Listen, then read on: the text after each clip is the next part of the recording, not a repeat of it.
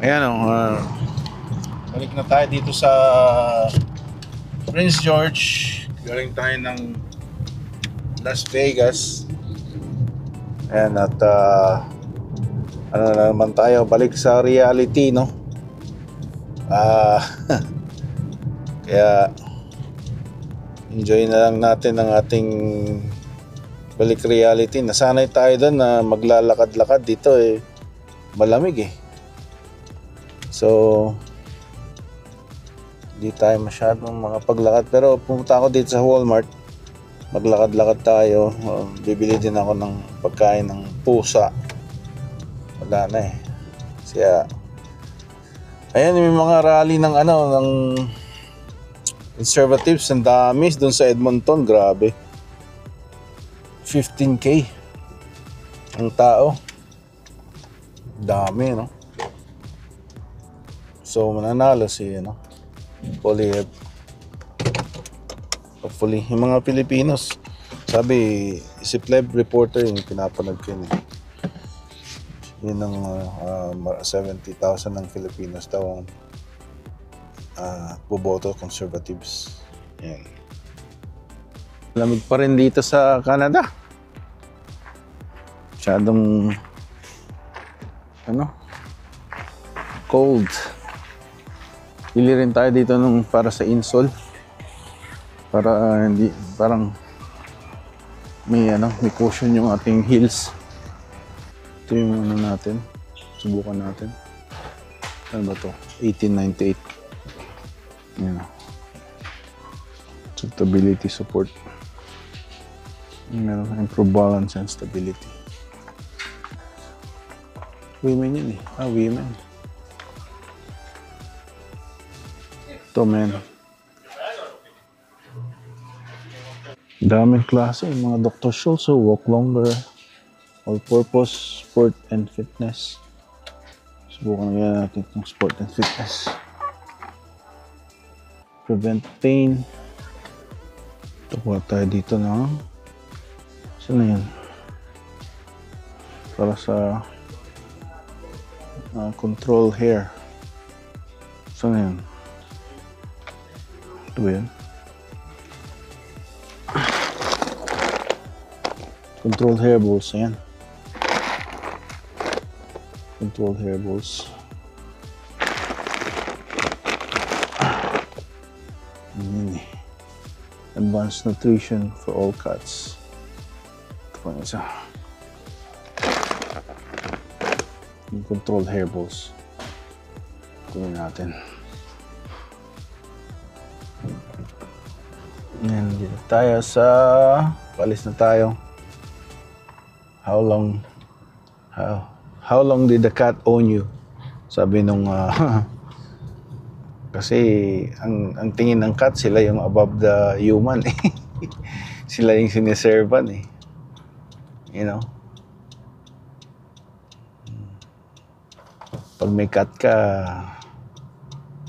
medyo yung cat. May mga cat doon na sa airport. Babait naman. Tapos yung din, aso din, mabait sa airport. Mas mabait pa sa mga bata. Pag yung bata malikot. Yung cat na nakita namin tsaka yung dog sa airport well behaved. Yan. So balik na tayo dito sa malamig na lugar uli. Las Vegas was really nice in April. Not too hot, not too cold. But pagdating dito, pag land natin sa Richmond, sa Vancouver International Airport, yung airport nasa Richmond umuulan. Tapos balak namin pumunta sana sa Jollibee para kumain. Magte-train, SkyTrain. $10 papunta doon. I think doon zone 2. $10 ang isang tao. O $9.50, something like that. $10 na rin. Tapos ipabalik ka pa. So $40 na yun. Mas kakain ka pa. Nako.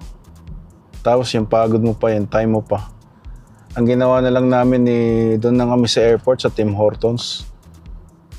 Kumuha kami ng chicken, ano ba yan? Bowl. And parang enchilada na rice bowl. Tapos sa akin is tawag nun, chili. Regular chili. Yan. That reminds me. Parang gusto ko mag-chili. Yung stag chili. Yan. Ano yun ground beef. May ground beef naman tayo. Labas tayo ng ground beef. Mahal. Yung ano sa Vegas, sa hotel, $32 yung isang tao for tawag nun, all you can eat buffet. At marami na selection yun. Pero hindi na kami kumain ng buffet doon. Kasi baka may patio lang kami tapos lakad pa kami ng lakad. Mabigat sa paa. Kaya yun na lang namin. Kumain lang kami ng tawag doon, a la carte ba yan pagka per order. Pero ganun din. Yung sa Chin Chin Las Vegas Chinese, Mongolian beef, $34. Tsaka yung orange chicken, $28. Ganun din. Tapos nag-rice. Mahal din. Mahal na bilihin talaga ngayon sa pati sa States. Ng lang, isa lang yung tax nila doon. Dito, dalawa. 6% o 5% ang GST, goods and service tax sa British Columbia. 7% yung provincial sales tax. So, mga peste tsaka gastos. Yan. Pala, yung bakasyon na naman, ipaplano na naman. So, we'll see how it goes.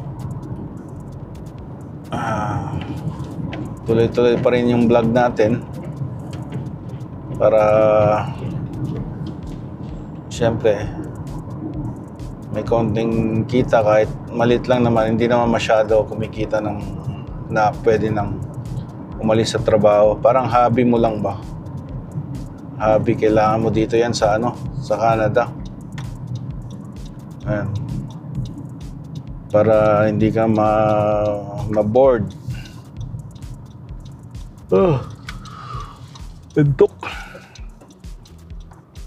Ay. Yan, balik na tayo. Tapos ng bukas, pasok na naman tayo. 6 hours hanggang 2 o'clock ata tayo. Tapos pero full time na. Tapos balik na rin tayo sa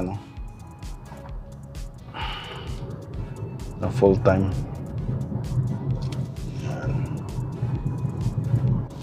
Yan, kung ako sa inyo, kayo ng wala naman limit na gumawa ka ng channel. Yun lang, mahirap lang ma-monetize yung channel mo. So kailangan consistent ka sa isa.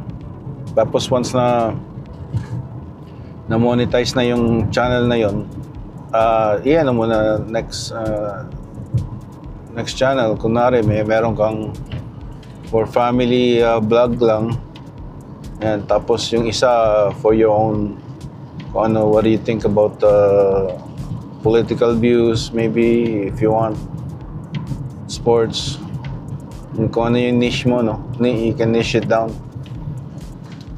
So yeah, minsan magiging political yung vlog natin pero siyempre kailangan mo lang ilabas para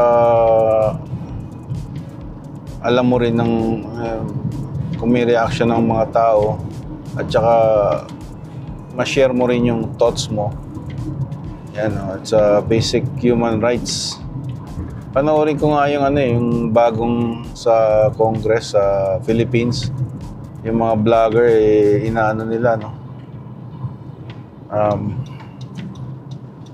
Yung ano naman kasi yung mga choice of words kasi ng ibang vlogger is curse, which is allowed naman sa YouTube at saka I don't know about Facebook.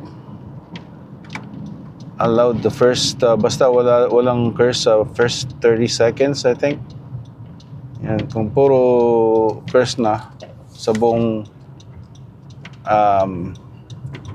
vlog mo is not allowed, but once twice minsan na bad words is allowed.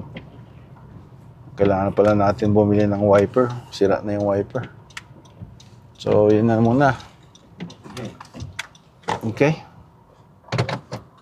So, ulitin.